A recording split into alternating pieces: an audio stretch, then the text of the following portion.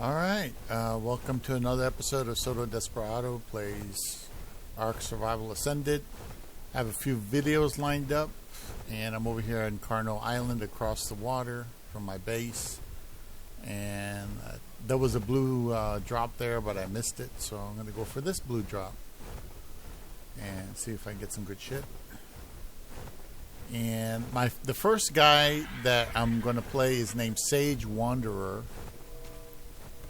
The gentleman, I've listened to him for quite some time.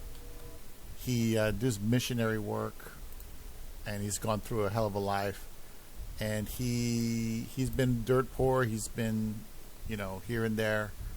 And just like me, he's thankful that he's still alive and that he's got what he needs. He tries to be a good servant to the Most High, and he has a burden for children, to save children, the lost.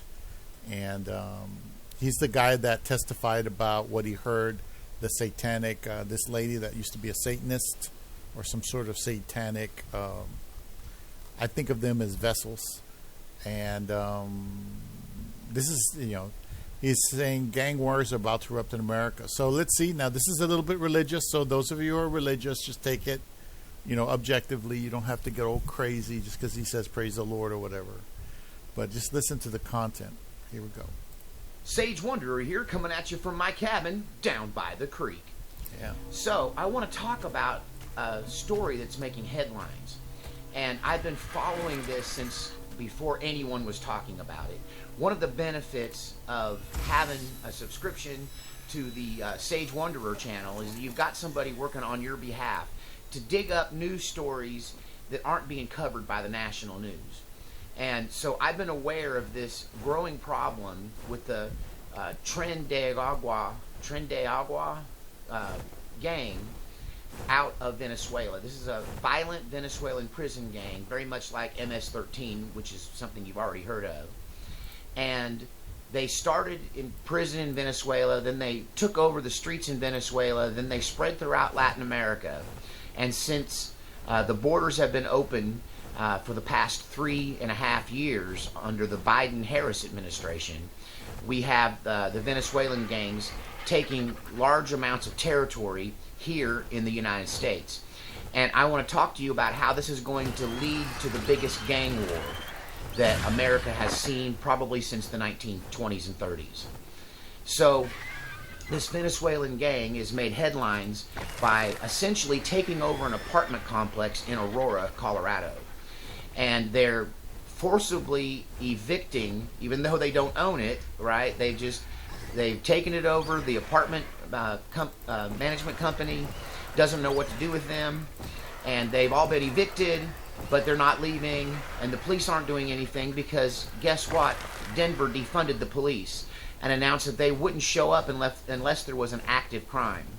And they even employed drones to respond to some of those active crimes so they can see it happening before they send anybody out. So the Denver police and all of the surrounding police forces have cut their police numbers, that they're horribly understaffed. And so they're not apparently doing a thing except stepping up patrols in the neighborhood of this apartment complex in Aurora that's been taken over by this gang. And anybody that is not affiliated to them or Venezuelan by birth is being forced out of their home. There's a city councilwoman there in Aurora who actually has been going and helping people load their cars up and load their vehicles up, and load up U-Hauls and leave to go other places because they can no longer live in the apartment that they have a lease agreement with them because they're being evicted by armed gang members. And this really made national news when some video arose showing gang members armed with pistols and assault rifles, whatever, ARs, invading a home and forcing someone that lived there to leave. So this is becoming a problem. Now, if you're a bit of a sleuth and a bit of a news hound like me, then you've probably heard of a related story that the Hells Angel motorcycle gang is headed to Colorado to deal with this Venezuelan gang in Aurora. And I dug deep into this story, which is for the most part a lot of misinformation. So this response is being painted as patriotic or American, America first attitudes coming from the Hells Angels. But just a little bit of research will show you that the Hells Angels don't get involved in politics. They don't get involved in anything that doesn't have to do with their business unless it's personal. So if you come after or do anything to a Hells Angels motorcycle gang's family, right, and it's got to be immediate family from what I understand by the code of ethics, that then you're in trouble with the gang, and something will happen to you if you do anything to their family. Don't come after their mom and dad, their sister, their brother, right, their wife or their kids. And if you do that, then the whole motorcycle gang will come after you, right, and deal with it. The only other time they get involved in anything is it's got to do with business. You cross them up in business, and violence will occur. They will fight over turf and territory with other motorcycle gangs. And for the most part, motorcycle gangs and Bloods and Crips and other African American street gangs seem to coexist. And a big part of it has to do is that their business never really overlaps much, because the black African American gangs, the Bloods and the Crips and other street gangs, they tend to deal in one kind of drug that is related to South America and Mexico, whereas the 1% motorcycle gangs that are involved in drug trafficking, and I'm not saying that the Hells Angels are, but I'm not saying it, right? But 1% motorcycle gangs, the violent motorcycle gangs, that's their stock and trade, is the drug trade. And they tend to make their own drugs, right? They create the poison they sell in labs. Just look at Breaking Bad, okay? Give you an idea. Breaking Bad is kind of a story where motorcycle gangs and the Mexican drug cartel end up locking horns at various points in that fictional portrayal of the drug game in the United States. But for the most part, they coexist. The African American street gangs, Bloods and the Crips and the others, and Hells Angels and Banditos and Mongols, they all kind of coexist, and there isn't a lot of crossover. So the inside information on what's really happening with the Hells Angels, why they may or may not be riding against the Venezuelans in Aurora, what I've found out is that they kicked the wrong grandma out of that apartment complex in Aurora. Oof. That somebody's family member got displaced by this, and word got back to the Hells Angels. And I have it on strong authority that the Hells Angels are going to they're going to roll up on this problem. That's the exact quote. They're going to roll up on this problem in Aurora. They also said when they do, it won't make the news, because that's not the way they do things when they roll up. And if you know anything about that kind of 1% motorcycle gang, they're kind of big on making people disappear, right? They're not big on the big shootouts like the big shootout that happened in Waco that made international news. The biggest gunfight I ever seen in a public place or heard of in this country. And that was at the Twin Peaks restaurant in Waco, Texas. And that was a turf war. And, a blood feud between motorcycle gangs. But typically, that's the exception, not the rule. The rule is disappearances. People just, I don't know, maybe he just decided to, run off to Mexico and drink margaritas. So there can be in the business, as I understand it, of more or less quietly, but definitively dealing with threats. So the threat against the Venezuelans is in Aurora is personal. It's a personal beef. They will tend to limit the retaliation not to the entire gang, but the retaliation will be against the individuals who actually did something to the Hells Angel motorcycle gang's family member. And that's what's going on. And this idea that Hells Angels are coming to Colorado is actually false information, because they're already in Colorado. There are multiple Hells Angels clubs operating in Colorado, and they've been there for years and years. And so no one has to come there. They're already there. That's something that these other news stories are just not understanding. That Hells Angels in Colorado already got enough forces to deal with this. But there is the fear within the Hells Angels that this could turn into a bigger conflict between this Venezuelan gang, Trans de Agua, and the 1% motorcycle gang of Hells Angels.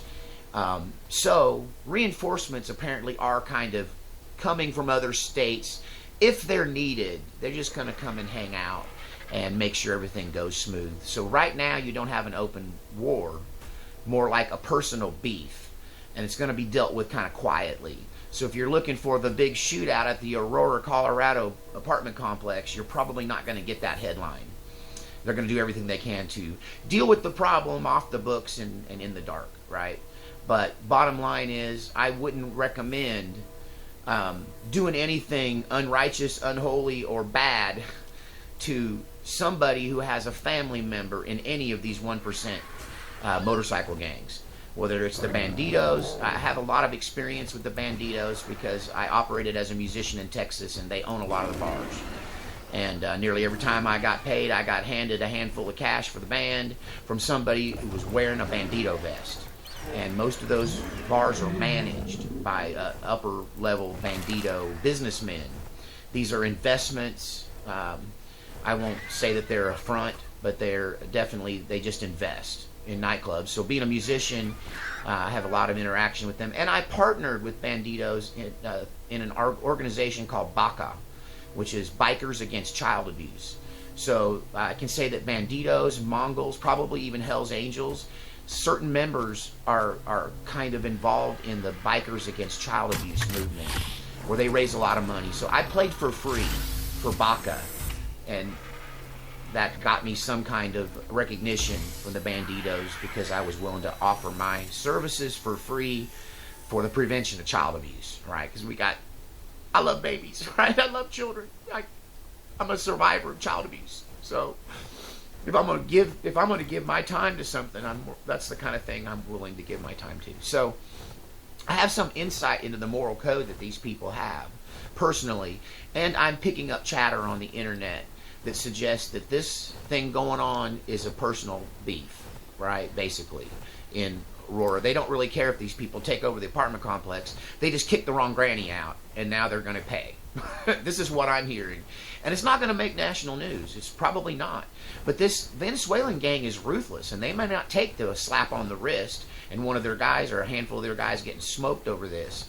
And they may declare a larger gang war, which brings me to the other half of this conversation, which is about particularly the Crips. The Crips are OG Crips who may or may not still be fully involved in the criminal operations of these street gangs, are making videos on TikTok and YouTube, spoken a lot in code, and you can only decipher them if you understand the code. And luckily, I have a former gang member in my friend circle, so I just run some of this stuff past them, and they can confirm with what I believe the guy was trying to say. One Crip, and now there's been 4 more, so there's 5 Crips from 5 different major cities in the United States that have made a similar video concerning this Venezuelan gang. Now, as I understand it, black African-American street gangs, I don't know what to call you people anymore. I'm just, you know who I'm talking about. These street gangs, they've been forced to kind of be in bed with the Venezuelans and the Mexican drug cartel, because the dope they sling is primarily coca based. So we're talking about crack cocaine here, and all of that comes from Mexico and Central America and northern part of South America. And so they've had to lay down with these Venezuelans and the Mexican drug cartel in order to do business. But what's slowly happening, from what I hear from these videos from the Crips, it's all Crips I'm hearing this from right now. I've not heard from any Bloods. These are OG Crips wearing blue. And I believe if I got my stuff right, Crips wear blue and Bloods wear red. So these are blue-dressed OG gangbangers talking about this problem with the Mexican and the Venezuelan gangs, and how that they've had to do business with them. But what's happening is they're slowly pushing the American gangs out of the drug trade. And once again, that's why the Hells Angels beef is not business related, but the Crips problem with this Venezuelan gang is absolutely business based. They're being pushed out. They're being slowly hunted and killed. There's a lot of not making headlines hits that's happening against the Crips. This is all coming from videos. I cannot confirm these people are legit, but there's 5 different ones from 5 different major cities. And what they're calling for is a general war on the Mexican cartel and the Venezuelan drug cartel, the Venezuelan gangs rather. And that it's business based, and they're calling for the Bloods and the Crips and all of the other street gangs to join together to take out these Latin gangs that have moved up here from Mexico and Central America and South America. And that, you know, they're saying this isn't about race, this is about business. You know, we were coexisting, we were doing business together, now you're taking over and we've had enough of it. And there's a call to unite all of the African American street gangs against the Venezuelans. So the Venezuelans now have a business beef with the Crips. The Venezuelans have a personal beef with the Hells Angels over this thing in Aurora. And there's probably going to be more of that. The latest Crip video was absolutely about the Venezuelans taking over territory in Chicago. That a Chicago gang member, I believe to be legit, in that video talked about how if you live in or around these apartment complexes the Venezuelans are taking over, that you need to stay inside and bolt your door and not be out and about, because they're going to start hitting these Venezuelan gangs simply because they're not going to allow them to operate in Chicago and just take over property whenever they want to. And the latest headline is 31 armed Venezuelan gang members take over an apartment complex in Chicago now. We've all heard about Aurora, now this is Chicago. And so what I'm predicting is a massive gang war that's going to escalate. And the police are not really going to get involved. I really see police just standing down and letting these people fight each other. And so you're going to see, well, the Chicago guy that the video I saw just this morning, he warns them. He says, you know, y'all think you're bad, but you're armed mainly with old revolvers and machetes and old rifles, and we got switches. If you don't know what switches is, we got switches. You better look out because we all got switches. And what he's referring to is the infamous Glock switch that can turn a regular concealable pistol, when fitted with a 33 round Glock magazine and 9mm, you can use this switch now to turn it into a machine gun, turn it into a submachine gun. And yeah, spray and pray 33 rounds of 9mm out of a Glock 17 with a switch is a lot of firepower, and it's almost equal to AR-15 level power in close quarters. In close quarters, in some ways, it's probably superior, right? Inside of a building, maybe. But so they're threatening them with, these auto Glocks that they're carrying now. And so there was some very specific warnings to, they're speaking out against these Latin gangs, and specifically this Venezuelan street gang that's trying to take over some of the cities in the United States. So this is something for you to pray against. And also, as a part of this story, there is an alert now that's being sent out by certain former members of law enforcement and gang units who now work in the church security business. They help provide security for churches, and unfortunately, that's become an industry now because we've been so targeted in the past. And it's not that Venezuelan gangs have made any kind of threat against churches, and it wouldn't surprise me if they did, because they do have a religion, and it's absolutely occultic in nature and demonic in nature. So the religion behind these Venezuelan gangs is Satanism, and it's written all over their bodies. And so they might argue differently, but I know what I know how to decipher that. It's what I do, right? It's part of my training. So their tattoos tell me all I need to know about them. And I've had the opportunity to decipher some of the tattoos that Venezuelan gang members carry, and it reflects a satanic religion that's at the base of this. But that's not where the threat's coming from. Former gang officers, anti-gang unit officers who do church security now, are saying that they're also seeing that there's going to be a gang war. And he didn't even have the information that I've got, that the Crips are already talking about it, that the Hells Angels are already talking about it. And the Mongols have actually also made some statements and leaked some information. I've heard nothing but crickets from the Bandidos down in Texas, so I don't know where they stand on these Venezuelan gangs. I do know that there's a riff in Houston happening, but that's between the street gangs, the Bloods and the Crips, and the Venezuelans down there in Houston. And you're just seeing an onslaught of violence being perpetrated by these Venezuelans. And what will happen is, let's give you just a what if. What if a local chapter of, say, the Crips decide to hit a Venezuelan gang headquarters and do some damage? And then one of their guys gets killed in the process. Well, these Crips are all going to end up at a church for the funeral. And that historically and according to people that specialize in this, that hitting the funeral of a slain gang member by the opposing team, the opposing gang, is commonplace.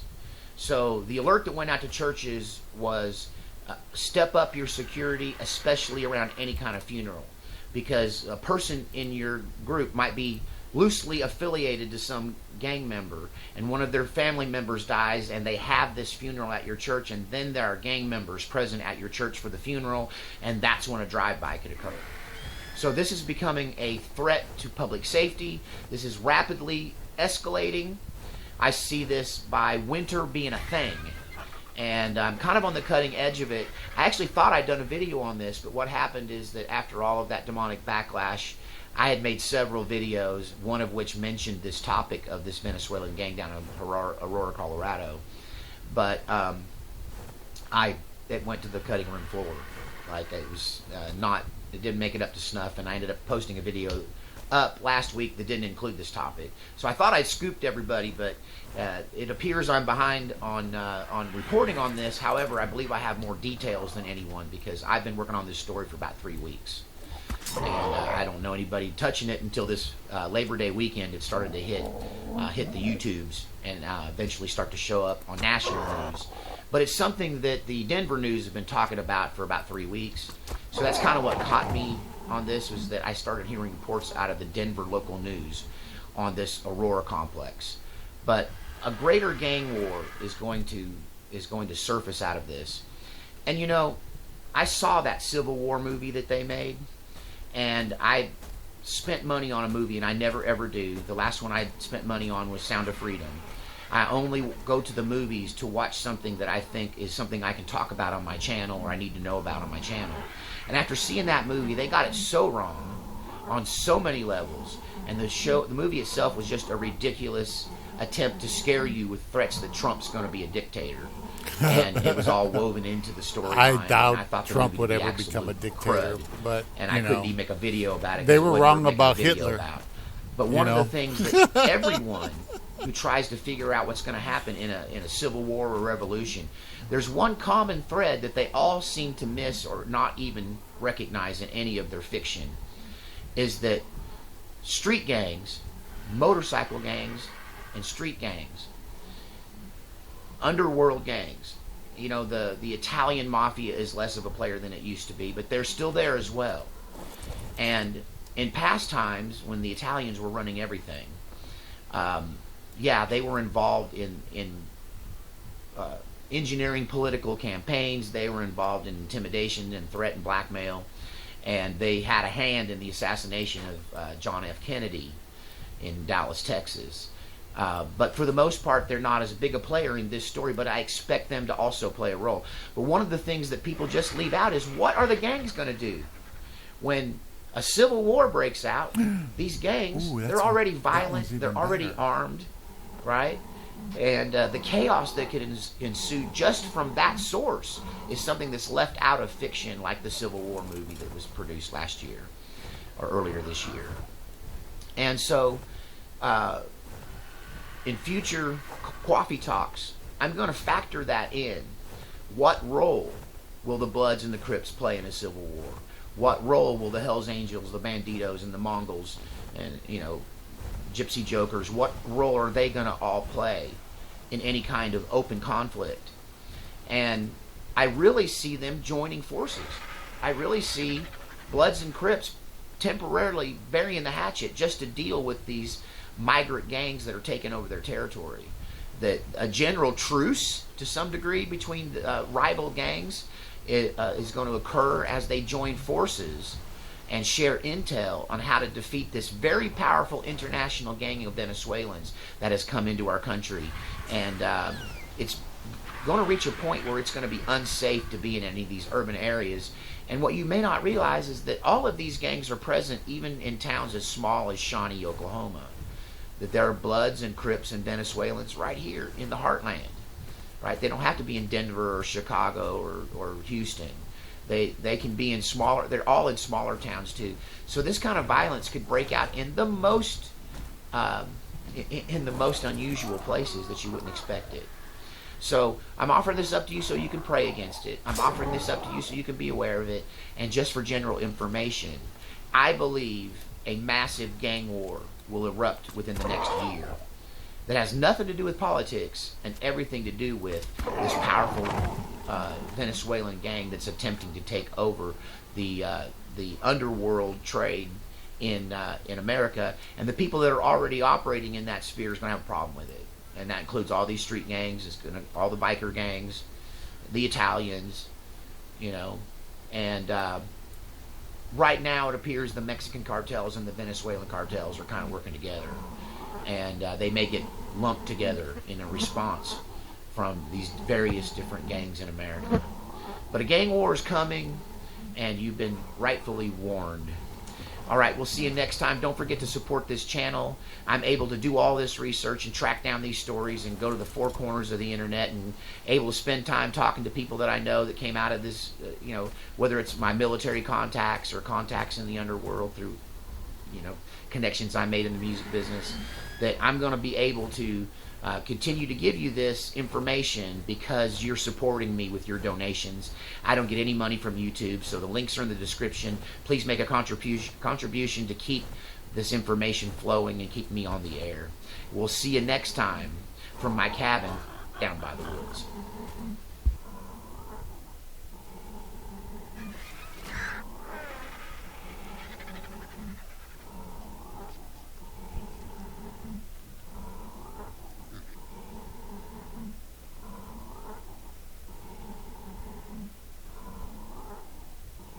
Wow. Well, we got two good female birds. I need a female, at least one female. So that's one good thing. Anyway, yeah, I mean, he's just going over stuff that's going to happen. I mean, whenever you have people displaced, ethnic people, a different ethnic, cultural, spiritual background, anything like that, and when it comes to business, like you said, these people are about business. That's why I just don't associate with people anymore. And you never know who's part of a gang, who knows a gang member, was in jail, what they were in jail for. You don't know anybody's background. You don't have access to the database. You don't have access to the criminal database. You don't know who's who or what's what. If I had that, I could look somebody up and say, okay, maybe this person's a bad person. Then, fine. But you really don't. Unless you know where they went to court. Because courts have to post stuff in the public.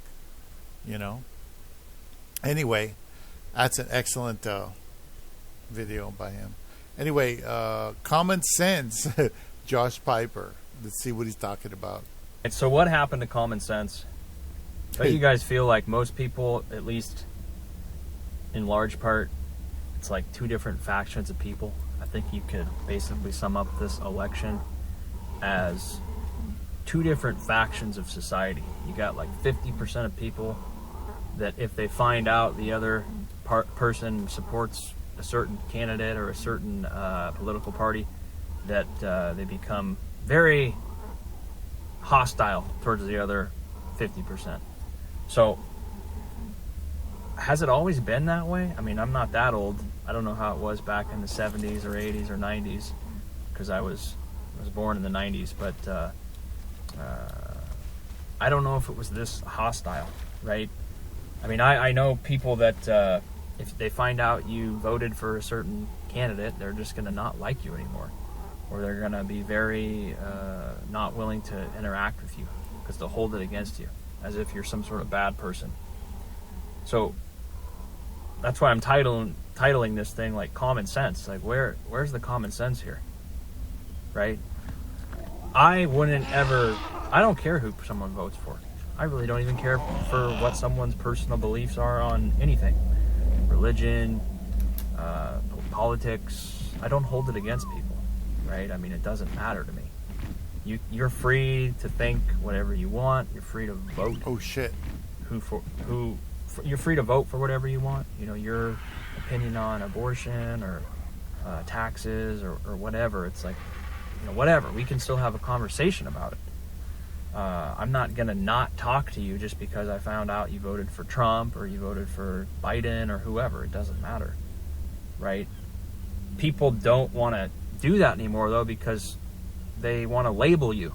As soon as they find out you support a certain policy or a person, you just get labeled as, oh, well, you voted for Trump? Are you a racist? Do you not like women? Do you not like gay people? You think, you know... you think only rich people should be taken care of, or this and that? And you know, I don't know how it is on the other end. You know, they probably people think, oh, you just think everyone should be given free stuff, or that you're just letting everyone into the country if you voted for Biden or whatever. It's like, no, man, it's a lot more complicated than that. It's not just a simple issue.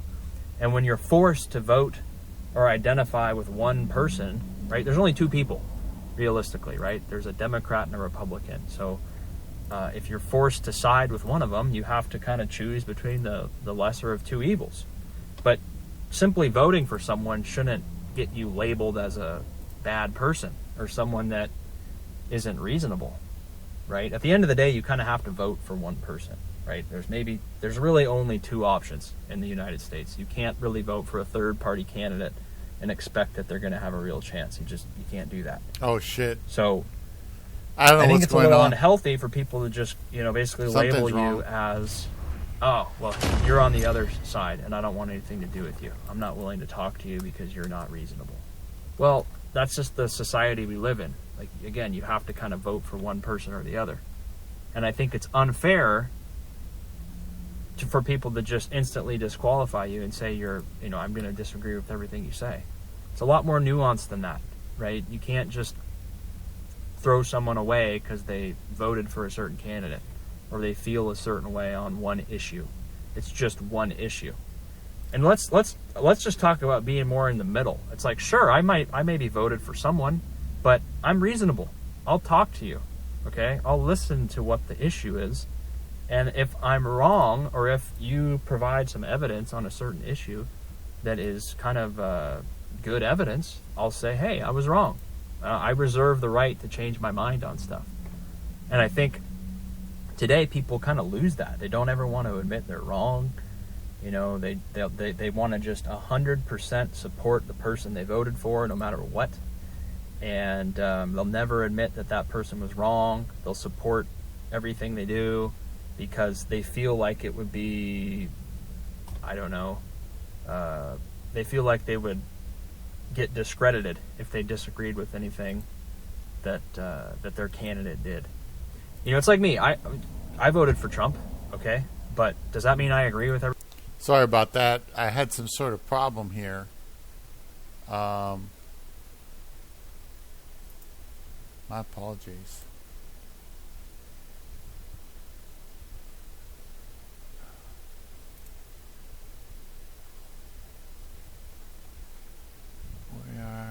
Yeah, I'm in the right. Yeah, it's set correctly. I don't know. We'll continue this and Everything the guy see if I can get back does? in. No, it doesn't. Does that mean I like the way that the guy talks to certain people? No.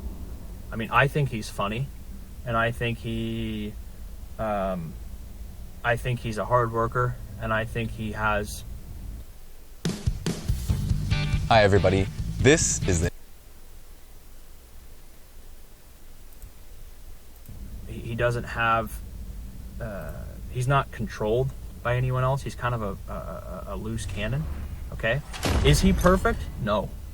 Okay, no one is perfect though. And when you're forced to choose between one person or the other, you kind of have to make a choice, right? And I'm not saying I would 100% always vote for Trump. I have not voted. Oh, something's wrong. Obviously, because it's a month or two away. But Oof. I'm open to changing my mind. All right? I'm not now. I don't really know too much about Harris.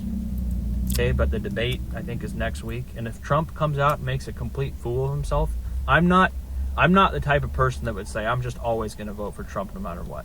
Okay? Now, I probably find it hard that I'm going to vote for Harris. I don't see that happening. But if Trump comes out and just does something that I can't forgive him for, then I'm a reasonable person. It's like, hey, okay, maybe I won't vote, or maybe I'll vote for her. I don't know, right? But to just say 100%, I'm going to support someone 100% no matter what, that's kind of the problem in this country, where everyone's so divided that they can't really talk about anything, and they feel like you're just on the other team. It's like, well, we're all kind of on the same team. But that's not the way it's set up now. Everyone's in their own little All right, sorry, the video cut off again. I was saying they're in factions. You're just on one side or the other. They don't want to admit that anyone on the other side is right. They always want to support their side no matter what. And it's kind of the problem we have, you know. I kind of think it's similar to like having a issue with someone, and then you need to get the law involved, but you don't get the law involved. You go to like mediation. It's called mediation and arbitration, where you just get a third party who doesn't have a stake involved in what's going on. They don't care. They're just a reasonable person. It's called mediation or arbitration. Okay, you can look it up. But they'll listen to the problem, okay, and they just give their own opinion on it. And it can be legally binding, or it can just be a professional's opinion on what should happen when you have a dispute or when you have an issue with someone. It's like both of these parties are not really reasonable because they have their own self-interest involved. So let's put it's like a judge. Let's put a third Make your computer easier to use. They don't have nothing to gain by leaning one way or the other, right? They're just looking at the situation impartially, right? They're not getting a bribe. They're not getting an advantage for voting a certain way on Hear anything. text, hover, They're just looking rest, at your rest. case or your situation, and they're giving their professional opinion on what should happen and who's right and who's wrong. And that's the way that people should view everything. You know, I'm not going to lean with someone on everything just because I like them, or just because they are a Republican, or just because they're a Democrat. It's like, I'm going to look at the situation, I'm going to look at the circumstances, and then I'm going to make a ruling on it based on common sense. And common sense to me is like, well, would most people agree with this? Well, so much for that shit. Outcome with this decision. That's what I try to ask myself on a lot of this stuff. Like, I'm not always going to be right, but would most people agree that this decision is reasonable, considering all the factors? Someone might be unhappy, you know, but at the end of the day, it's like, usually someone is more right and someone is more wrong. And that's how you have to kind of come to a decision. But when you just have two people, it's hard for them to come to a decision because they have their own interests. They don't want to. I'm sorry about this. This thing is fucking up big time with me. Looking for the perfect remote job?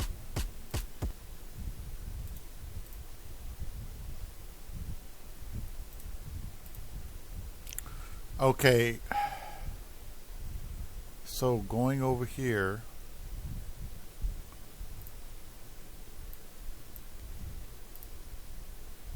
A cave. They don't want to admit they're wrong. They don't want to give the other person what they want. And so that's why you get a third person involved. They don't care about the outcome. They're not going to get anything for voting one way or the other. You notice how when people get bribed or when they do lobbying in like Washington, D.C., oftentimes the people vote a certain way because they're getting paid for it. They're getting bribed. They're getting incentives. They're getting kickers. They're getting vacations.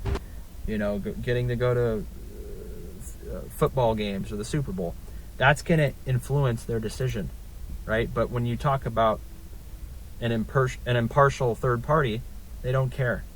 I'm not getting anything. I'm just going to listen to what happened, and I'm going to give you my opinion on it. Okay? I don't care about... I'm not related to any of you guys. I don't have a stake in the outcome. I'm just going to give you an honest assessment from a reasonable person's standpoint. Common sense, right? And that's how everything should be looked at. Take, for example, abortion, okay? It's not an incredibly... I'm not a woman. I don't know all the ins and outs of it. And I'm not strongly... I don't feel strongly one way or the other about it. I don't know enough to start talking about it and be like, this is what should happen or this shouldn't happen. I'm totally open to listening to what people have to say about it and then making a decision based on what is best for everyone. And that's how I would say about everything. Taxes, legislation, government spending, entitlement programs, all of that stuff is like, I'm going to listen to what's best for the country, what's best for the programs that we think in the long term are going to be good for people. And that's how we're going to make our decisions. We're not going to make it based on, the Republicans or some older white guys think that it should be this way. And then vice versa. We're not going to make a decision based on a bunch of young people who want to basically steal everyone's money, right? It goes both ways.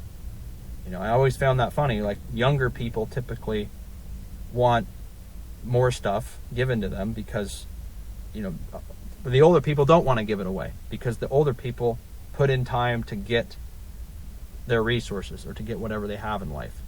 And so it's a little bit ironic because the younger people basically just want to be given stuff. Or that's kind of the whatever the word is called.